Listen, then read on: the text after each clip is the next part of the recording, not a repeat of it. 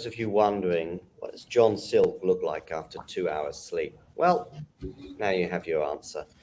And yet I feel strangely alive. But if I do become delirious at some point and start predicting Andy Murray to win Wimbledon and Stan Wawrinka to win the French Open, then maybe you'll understand why. We'll get to fading lights later on. We have got a match that's still in progress, and I know the title of this video, and you will be familiar with most of our episodes, I think, since the French Open. Last ball drops would normally indicate that too much is going on, by the way. What you're so disrespectful to Rinky Hijikata and the other that's still going, are they? Struff and Hijikata. Yeah. So they're into a fifth, are they? Yeah, and Rinky is leading 4-2. Oh, Struffy.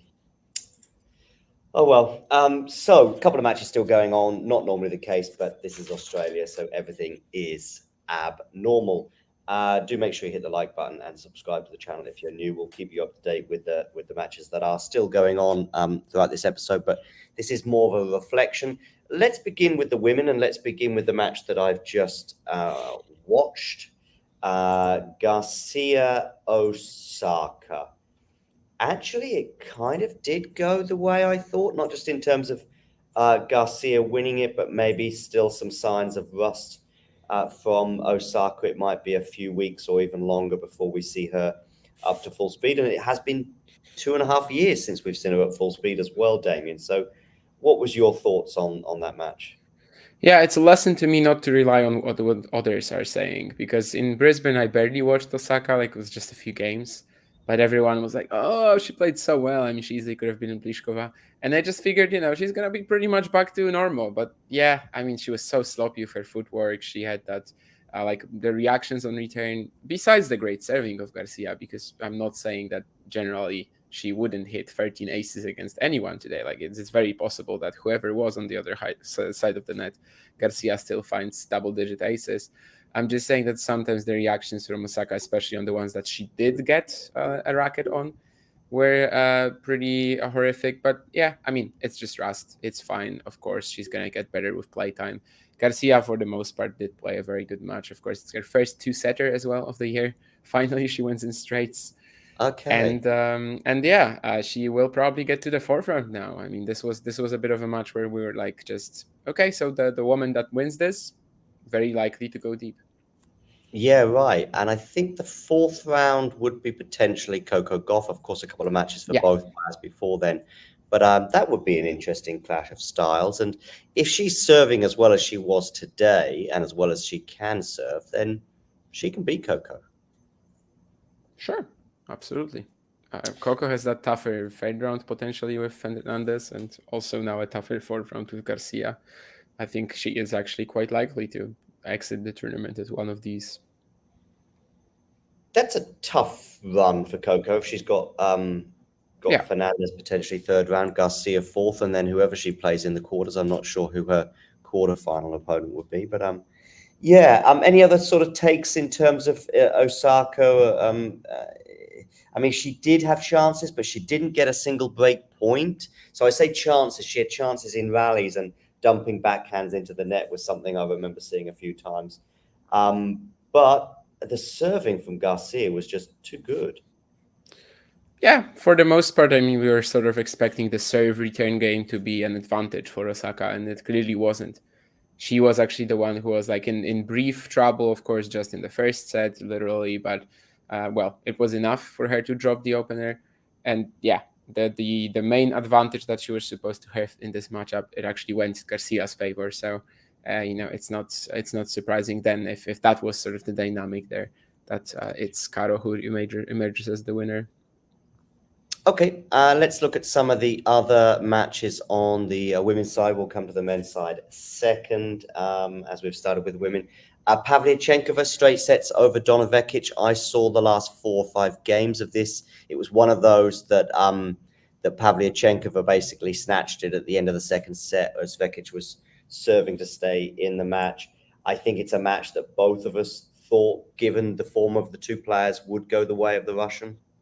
Yeah, the informed player, there is definitely Pavlyuchenkova. She has a good shot at the run as well. Perhaps the second round against Badosa can get tricky. I mean, I know Badosa, like last year, she was kind of destroyed by the injuries. Didn't she play like one slam only or something like that, or like retired Was that even? all? Yeah, quite possibly. Yeah. Yeah. What? Maybe she played one and then retired at the other at the one of the others, She but played Wimbledon. and she retired to Kostyuk, I think, or someone like that. But Yeah. I think she So might have skipped all the other slams actually. okay. Yeah, because of injuries. So I think that might have been her only slam last year. But there were moments when she was playing like top 10 tennis, especially around the clay season, and that's why it was so brutal that she had to withdraw from the French Open as well.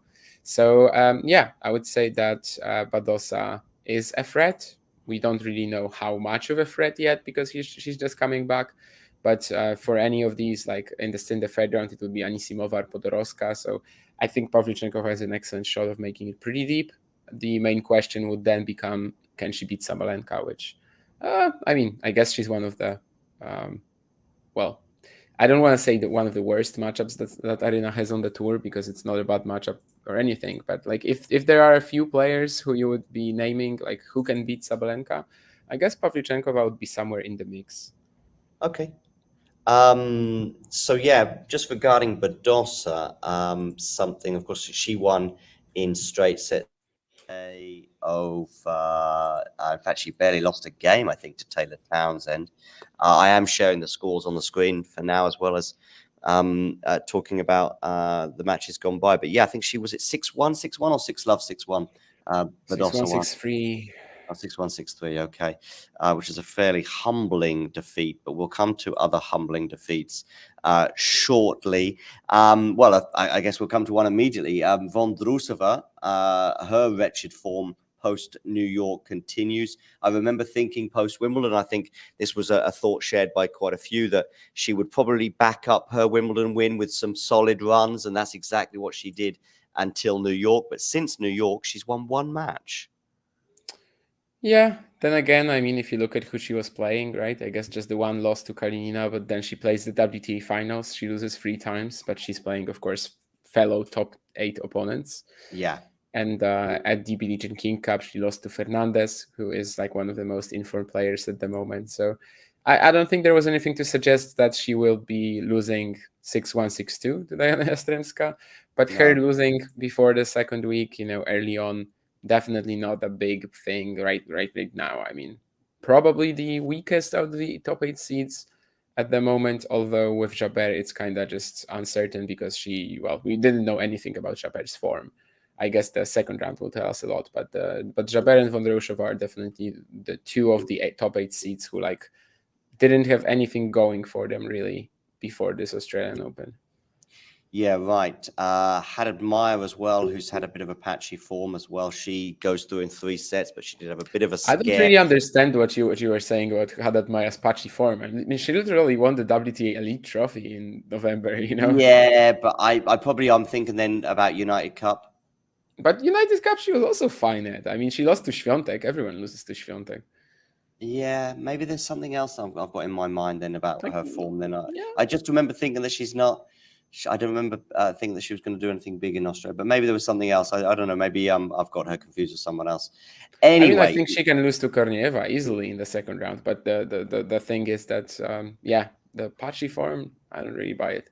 did she only lose one match at United Cup then? Yeah, she beat Soribę Stormo, she lost to Świątek, and then she lost to Pavlyuchenkova in one of the warm-ups. So nothing, That's probably the additional one nothing then I'm thinking crazy. about. Okay. Yeah. Jabeur winning in straight sets, but as you said, probably doesn't tell us too much. But we will find out a lot more from her in the second round because she is playing Andreeva, right? Yes, such exciting matchups for all the 16-year-olds. Fruchvirtova against Sabalenka, the unwinnable one, but Andreeva over Jabeur and Kornieva over Haddad Maia.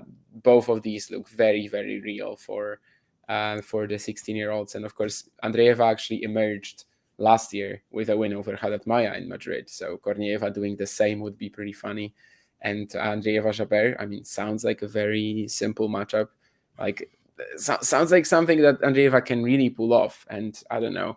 Last year, I think she said in Madrid that her game sort of is like Ons. I don't really see it.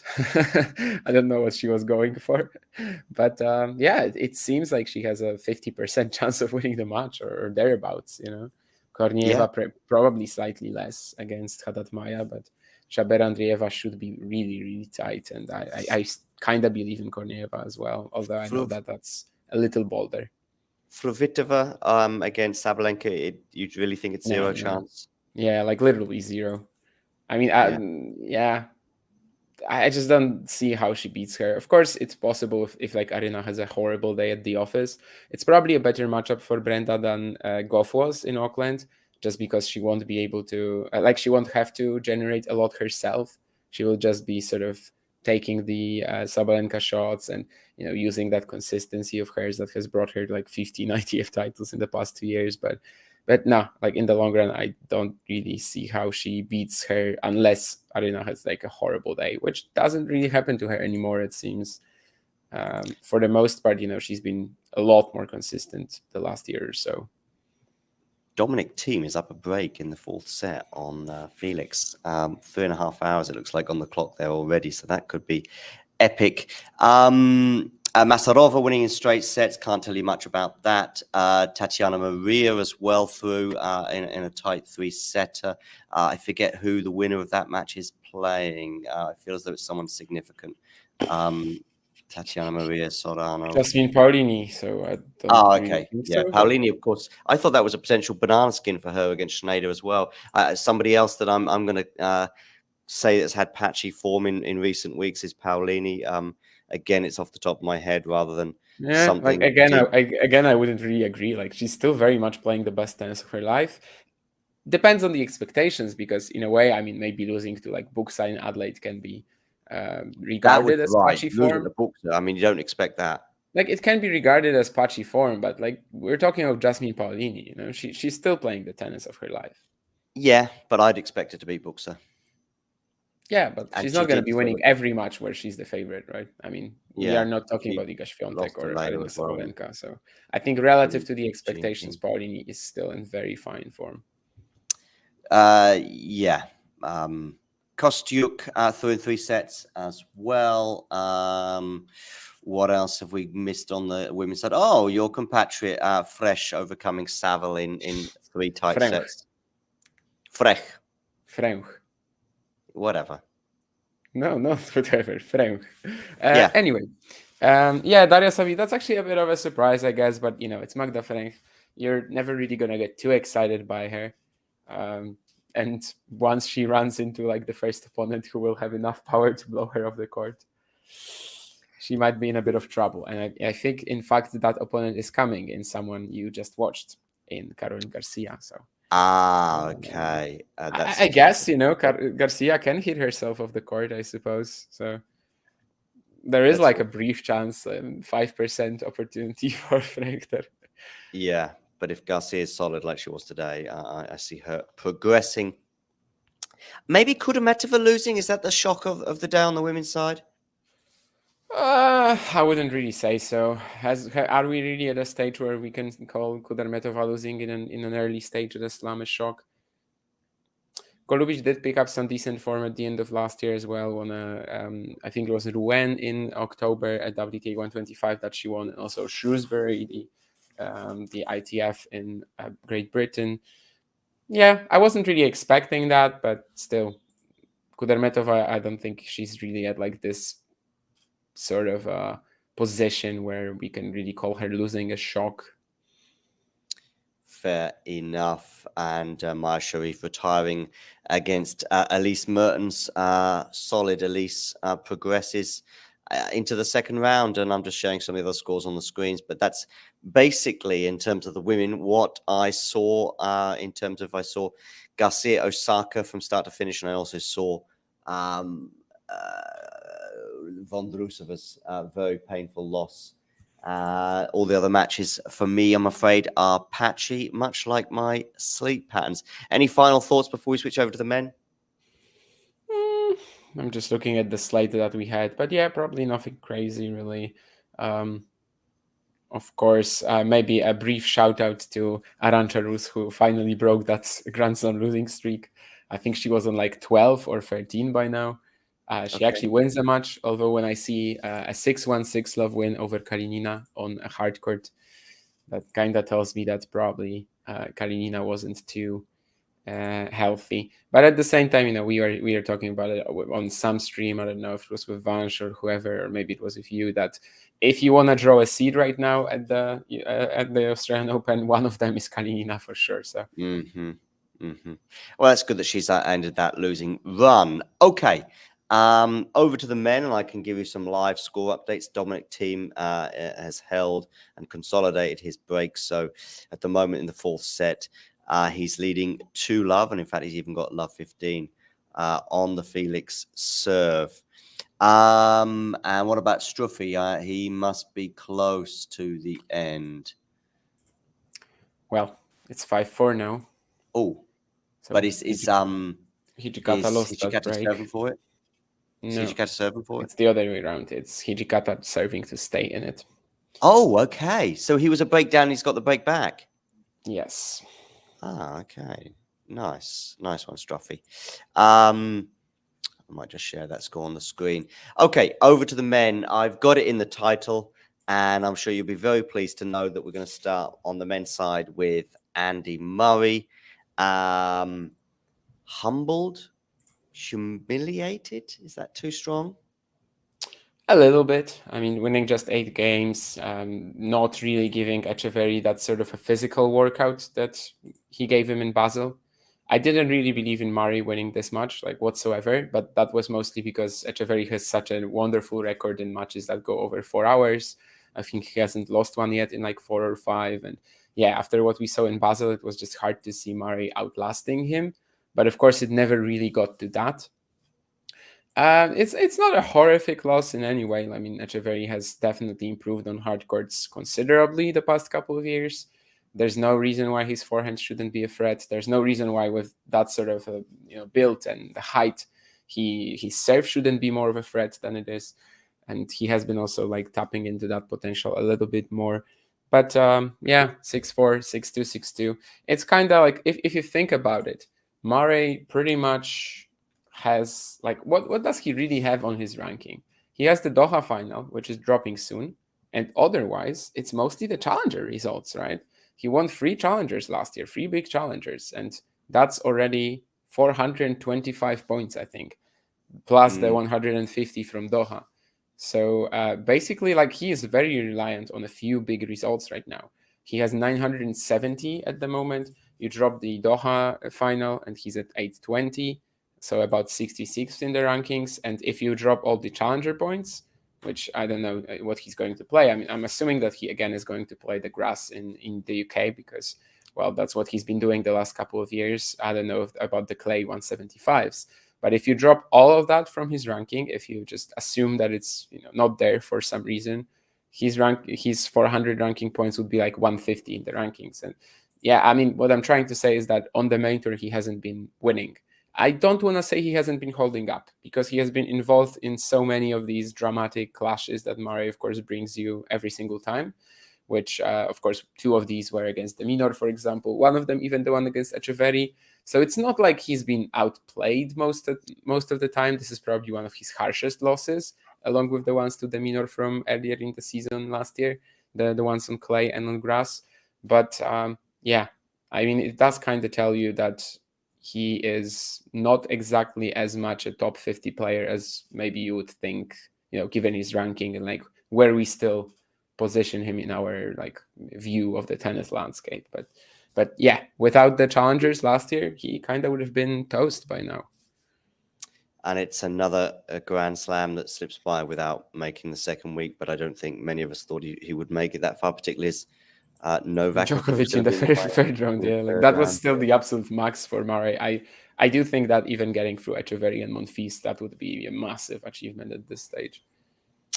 Yeah, it does have last year on tour vibes, though. I think because it's starting to, definitely, because I don't think at the end of 2023 we were going to say that, but No. It started like this. It started like a last year on tour. Two Yes. matches, two losses. Who did he lose to in Brisbane? I I think it was mean, Dimitrov. Dimitrov, and again, he was really close to the win, so we cannot really say that he hasn't been holding up, right? But he's just not winning. He's not winning. He's straight up not winning the matches. Lots and lots of losses, yes. Demon Noor as well, and of course he missed the Davis Cup through injury.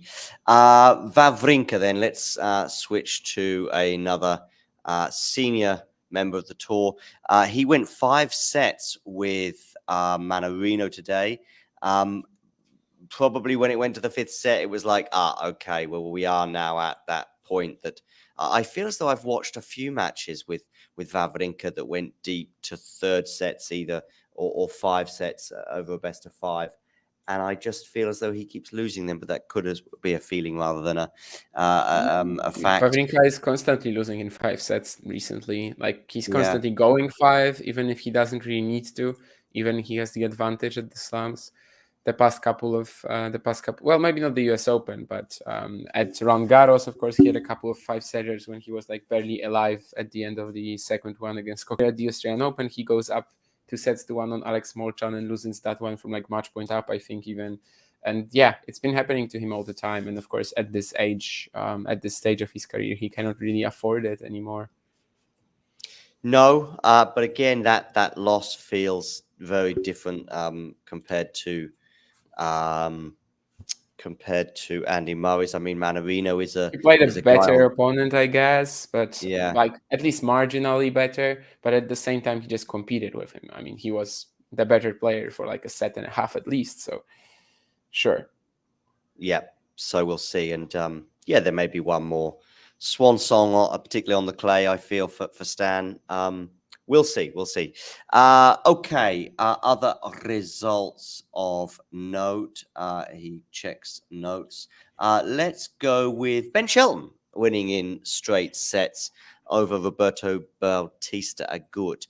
I didn't see any of this match, but I will say this, that the scoreline looks good and things are looking good for Ben. They may not look good when he eventually runs into Novak in round 4, but that's a very professional, comprehensive result compared to obviously his tender age. Yeah, I mean, he was definitely a lot more patient with his returning than in Auckland, so that's fine. Probably yet to see if there's gonna be like more Grand Slam magic coming up, just because there was really no need to pull it out. It was too easy for like the the charisma, the energy to really show up. But still, yeah, I mean, he has Manarino in the 3rd round, which is a big deal. If he can get through that, I guess this is a performance that sort of revives our sort of perception of the fact that maybe he can have a shot at Djokovic. I'm not saying a shot that's any like over 5% or something like that, but simply a shot that's not close to 0, which basically is what we're sort of wanting to see. Just a player who will push Novak and not sort of allow him through to the next round without any real hustle and without a good match. And I think Shelton, if Okay. he's playing a little smarter than in Auckland, he can certainly deliver on that. And we'll see. This was definitely a performance that sort of makes you believe again that he can have just a small degree of a shot. But Manarino first is going to be, if they play in the 3rd round, is going to be pretty tricky.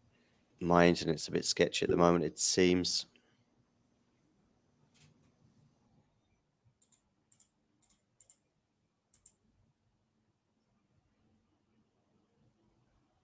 I guess John wasn't lying because he has now he is now frozen. He has disappeared, I suppose. So yeah, let's talk about some other results then. In the meantime, what else did we have today on the men's side?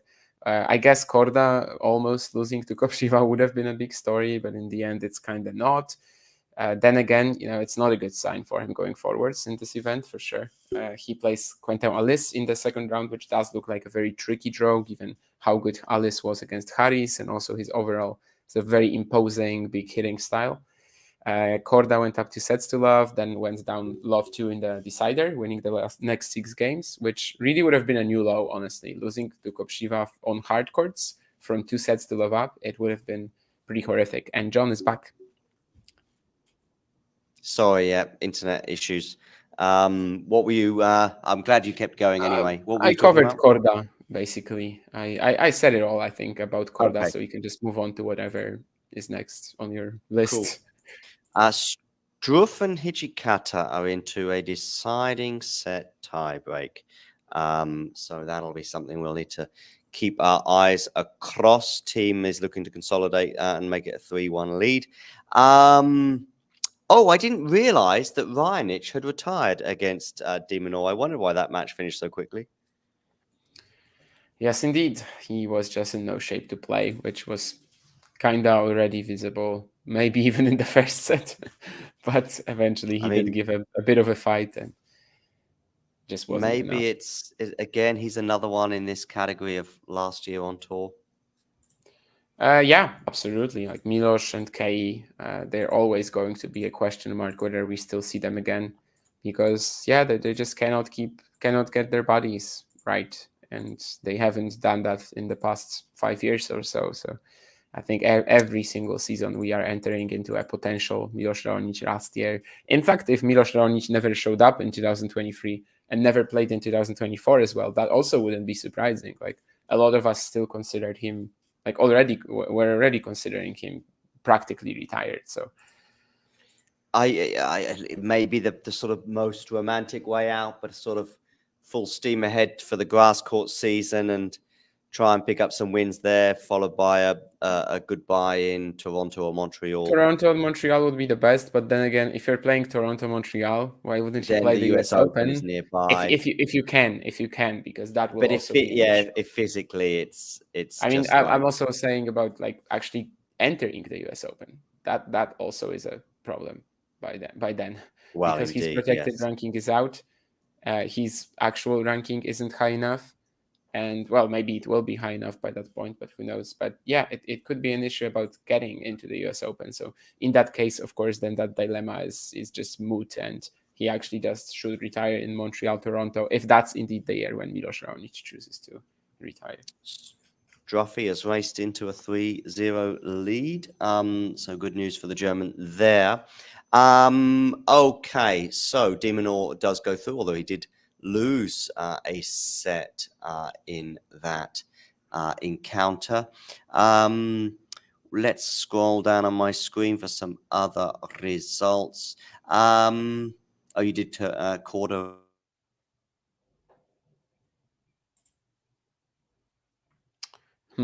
John seems to be frozen again. Yeah, he said that I did Corda. I will pull up the results again, and we'll talk about some other match in the meantime while he's out. Kobori beating Jari, is that big news? Sort of. I mean, Kobori definitely seems to have made like a massive hardcore jump the past couple of months. Jari was serving for the set in the fifth set. There was some incredible atmosphere, lots of Italian fans, lots of Chilean fans, and Kobori ends up taking 7-5. And I see that John is already back as well.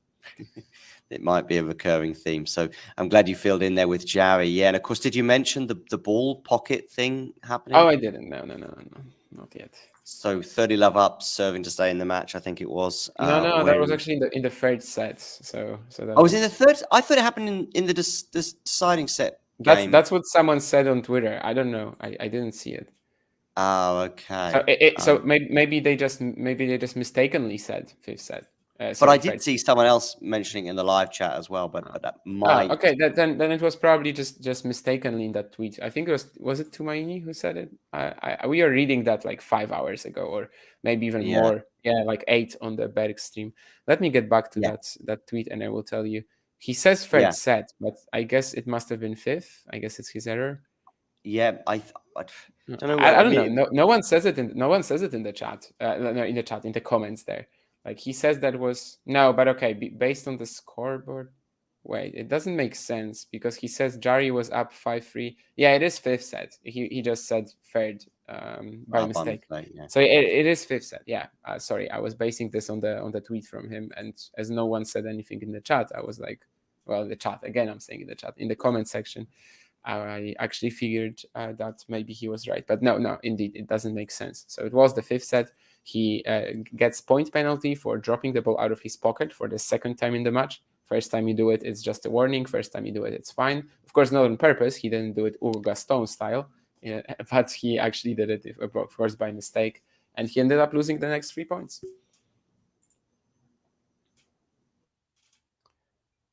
Do we have John now? Not really, again. So, let me talk about something else then. Terence Atmane won a set against Daniil Medvedev. That was a decent surprise, I think, especially the style in which it happened, because Medvedev was 5-4 up and serving and played like two of the worst service games I've ever seen from him. Literally, every single ground stroke he would miss. Plus one shot, 2-3 meters out. Which, I didn't really think it I don't really think it bodes like poorly when it comes to his chances to win the event or like to go deep. It's just the first match of the season as well for Daniil. Let's remember that he didn't play a warm up. So I think this could be a bit of an explanation, if you may. But at the same time, it always felt like he was in control, just because Atmane never did anything to actually capture that set, right? I'm not saying he didn't play okay. I think he gave a decent showing on the big stage until he was forced to retire due to the cramping. But it could have been better from Medvedev, of course. But still, it felt like the match is in control. So I don't think it was really that big a deal that he dropped that first set, even in the manner that he did it in. What else was huge? We, of course, did the live watch-along of Zizou Bergs and Stefanos Tsitsipas, which was a pretty cool match for a set. Then it turned out that even with the conditions, the weather in Melbourne being cooler than in the final qualifying round, Bergs was still not going to hold up physically. He did make it like briefly a bit of a match in the fourth set, but Stefanos, to his credit, he just did exactly what was expected of him in that particular match, on that particular occasion. Like, it wasn't a performance that is going to tell us, yes, Tsitsipas is ready to play Novak here in the quarters, or like go deep and reach the forefront of the quarters. It was just a performance where exactly what he needed to do in that match, he delivered on it. And for Zizou, of course, it's a shame that after the opening set, he just wasn't able to compete on the same level of intensity anymore. Medvedev, funny match that he had today, losing the first set. I think you said he was serving for it before sort of having I already covered it while you were gone, actually. Oh, really? Okay. Yeah. So he's through. That's good. Thanks for covering as well. What about Poprin Polmans? Have you mentioned that one? No, I only did Medvedev and Bergs Tsitsipas, basically. Yeah. I heard you cover Bergs, and I think you covered it comprehensively. Poprin through in straight sets. Is he playing Novak in the next round? I think he is, isn't he? Yeah. Yes, he is. I could take a set. I mean, yeah, it's a question of course the guy has big weapons, but how do you win 3 sets against Novak? Especially if you're like a bit of a linear hitter, you also don't have a backhand. So how are you going to do it? And the answer is probably you can't. But if you just fire up for a set or two, of course, yeah, it is possible. If Novak has that dip that he had against Prismic, maybe, but I don't think Popyrin is going to force him into a situation like this, right? It's just not going to be as physical for Djokovic as that Dino Prismic match was. 2 players to come through in 4 sets after losing the first, Emil Ruusuvuori and also Karen Khachanov. Actually, I wasn't even aware that Khachanov had gone through. I knew he'd lost the first set, and I thought, okay, that's interesting against Altmaier. But then he did end up prevailing. So, of course, he's got a lot of points to defend after making the semi-finals last year. And as I say, Ruusuvuori also emerging in 4 tight sets. There were a couple of 5-setters. I'm now just scrolling across. Jordan Thompson emerging in the All-Australian clash in 5 sets over Vukic. Does it surprise you that Vukic managed to push Jordan that much? Yeah, if anything is surprising in that scoreline, then yeah, that Vukic managed to take 2 sets. But yeah, the other 5-setter we should probably talk about, Kovacevic-Tabilo, because that likely means that Alex has now secured his top 100 debut. It's pretty tricky to count it because the new rankings, of course, will be after the Australian Open, so there's still a lot of chance for people to grab points here or for someone to make up in the challengers in the second week or in the first week even, although that would be pretty tricky since no one around these ranking ranges is playing them in the first week. In the second week, yes. But yeah, he is now 81st in the live rankings, and I do think that it would take like a ridiculous, ridiculously improbable scenario for him not to get it. So I think we can sort of officially say it. He liked my tweet about it, so I think he's also ready to officially say it that he will be breaking the top 100 finally. And that was a bit of a saga, of course. Last year around Miami, he was in this weird situation where he was at number 100 in the live rankings, and whether he breaks it or not would only depend on one result, but not even in the event that he was playing. In an event on the other side of the world, it was, I think, Luka Van Asch against Alexander Shevchenko in the Sanremo challenger. Van Asch ended up winning the match, and he broke the top 100 instead of Kovacevic. And then also Kovacevic didn't win a match for 3 months. So yeah, it required some huge results along the way to get there. He's also dropping 2 challenger titles soon. So it was a bit of a race against the clock as well. I'm not saying he won't be back there. And of course, in the summer, as I said, three matches without a win. So he's going to have a lot of chances to gain some of these points that he lost there. But certainly it took a bit longer than it had to. But eventually, it seems like this is it. And he, with that win over Tabilo, which honestly was just another display of how much he's grown as like a match player as well, in that now he's able to adjust over time. Like he's not the same guy who just emerged and had decent weapons and was pretty flashy, but right now he actually can also play a match and like adjust tactically to the opponent and what's required of him in a particular match. He's winning a ton of matches recently with like sort of slowing it down a bit and slicing his backhand a lot more, just waiting out the opponent. I think that's exactly what he did against Tabilo. Over time, the one-handed backhand return also gets like more used to the opponent's serve, even it's sometimes at the beginning of the match it can look just disastrous.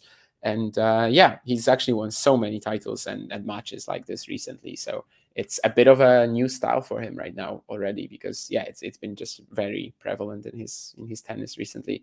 There's a pigeon on the court in the Hijikata Struff fifth set tiebreak, just when Jan-Lennart Struff is about to serve for his first match point. So that's pretty hilarious. And John is gone again. Miller Grenier must have been the least exciting 5-setter with a tiebreak of all time. Yeah, Keen. Like there's Jari Koboli today. There's Hijikata Struff, which is great. And oh, that's a horrific miss from Struff on the first match point as well. He had a volley on top of the net, serving volleying, and he misses it. So Rinky will have to save another one, second match point. And basically, yeah, that one was amazing. Hijikata Struff is fantastic, but Miller Grenier, I don't think it really deserves a mention. I'm sorry to Ugo and Alexander, but yeah, I do think that this is a match that no one really got excited by. Hugo Grenier, random run, like absolutely random, but it keeps going, you know. And if he's gonna play Danil in the third round, for example, he actually has a pretty tricky matchup for Medvedev, I think, given that he's also like a big serve grinder and in a way plays a little bit like Medvedev. I'm not saying he would win, but I'm saying it would be like a bit of a mess, I think, for the Russian. Second round, I think Grenier has something manageable. I don't remember what it is right now. But Struff wins anyway. He fires a pretty deep return at Hijikata's feet, and Rinky throws out the +1 backhand. So it is 10-8 Jan-Lennart Struff eventually. The play for the day has not ended yet, because of course we still have Dominic Thiem up a break in the fourth set against Felix Auger-Aliassime. This might be going 5, but indeed Struff eventually takes the match. Is John back? I think he is just getting back. Yeah, well, let's see if we can just see this out for the last couple of minutes before the internet goes again. Keen asking, is he too naive to think Thiem will collapse physically in the fifth set and Felix will just go up a level? But isn't that the opposite of being naive? I think that's the wise take, I would suggest. That's the wise take, that Thiem will collapse physically. I mean, Felix can also collapse physically. You know? Yeah, they're both kind of out of match rhythm. So. Yep. Okay, cool. I don't think there's anything else that we need to cover. I just wanted to get Struff Hijikata to the end, because we're not going to stay to the end of Felix Thiem. Was there another 5-setter? You may well have covered it in my absence, by the way.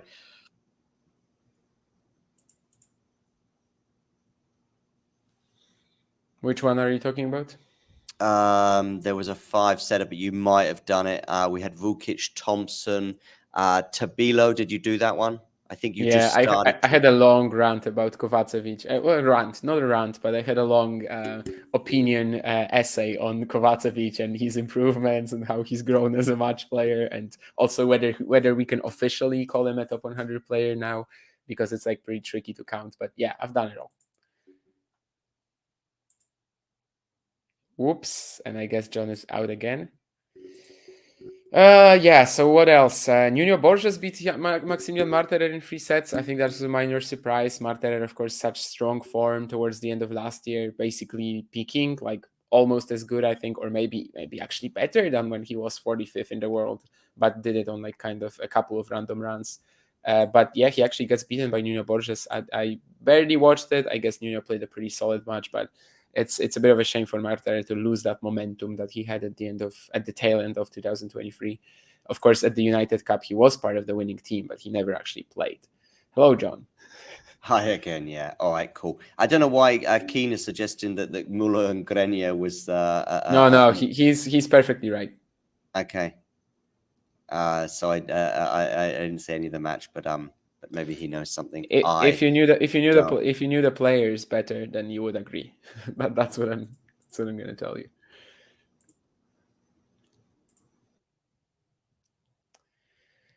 I really thought Constant would have won at least a set versus ADF, says Keen. I honestly kind of didn't because Davidovich Fokina seems like a pretty strong contender for me here to go to the third round and trouble Dimitrov. Lestienne also, to me, like his last year kind of showed where he is right now. Yeah, I got it. Too good for the. All right, listen, I tour, think it's probably time to bring this. Mm-hmm.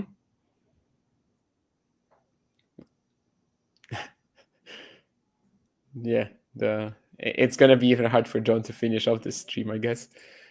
Right now it's a bit of a mess, which is weird because of course he did the commentary on Osaka earlier and everything was fine. He also did the commentary with me on Zizou Bergs, and everything was flying. So it's only right now that we have some issues. I do still have some sound on from him, it seems, but his camera and his voice aren't coming through.